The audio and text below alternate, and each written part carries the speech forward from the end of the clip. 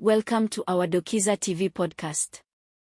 As always, our themes are education, leadership, and governance. In this podcast we look at the shocking revelation of sexual abuse of girls at the Alliance Girls High School. Here we go. An old girl of Alliance Girls has revealed a major scandal of sexual abuses that she and other girls had been undergoing at the hands of their teacher during her times in the school and shortly after. The woman, who is now 25 years old, gave her well-corroborated story to the Deep Dive newsletter published by Africa Uncensored, an investigative journalism channel.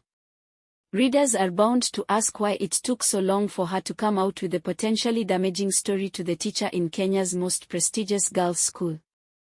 Nevertheless, the alumna claims she has evidence that the abuse of girls at Alliance had been going on for about 15 years, and even after she had left the school. And we stand for fairness. We stand for justice. And as parents, we are going to facilitate that. When this thing came out on Friday, the parents, we met, together, of course, with the school administration. And as parents' initiative, we have an ad hoc committee to look at it for safeguarding of the girls. According to her, the system has been favorable to the alleged abusive teacher, who doubles up as a senior pastor within school circles and beyond, as well as serving as the patron of the drama club at the Alliance Girls High School, and he is also head of German language. The student tells how the abuses drove her to depression and caused her to cut ties with the alumni organization, hence losing important professional networks that come with affiliation to the Old Girls Association. Has Alliance Girl High School been shying from acting on the issue by wishing the scandal away? That now remains the question. Why did the complainant continue being accessible to the teacher during her post-high school years? That is another question.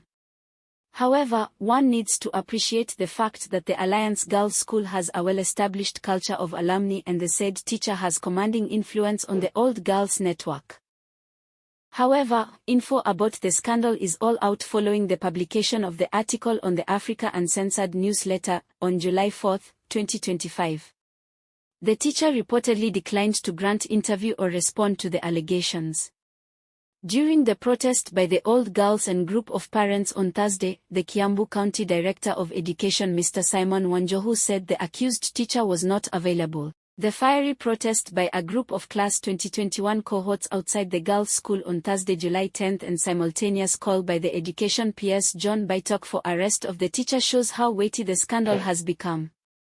Now, parents who have daughters at the school and the Kenyan public at large are eager to know the other side of the story as the teacher cannot be judged unheard.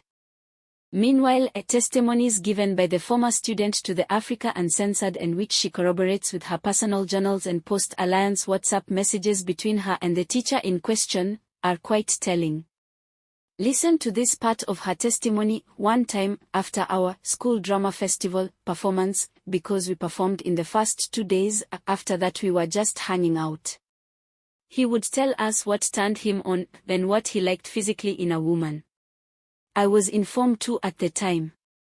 We would just sit there, listening, quiet, sometimes giggling. In another part of her testimony, she writes, one Sunday after the school chapel service, while I was collecting the hymn books, he stopped me while I was leaving and said, "Hi babe."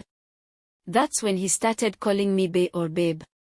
It was Form 2, Term 2. That was his pet name for me. He would only call me that when no one was around, and the thing is, we were constantly working together in all these different spaces. And he would still do little things, wink at me when talking about tasks, like cleaning or organizing something. He'd tell me I was pretty. That I was hot. That I was attractive. She however acknowledges that the teacher contributed a lot to her development. Emo completed high school in 2017 and remembers feeling an immense anxiety that she was about to lose a very important pillar of her life. Mr. Iro had been a constant presence throughout my entire high school journey, starting in second form. It had been an intense 3 years where I'd see him every single day. He was there for everything, youth ministry events, drama trips, going to music festivals, visiting all these counties and regions. As education stakeholders in Kenya watch this saga unfold, many parents are bound to ask many questions. How safe are children in school?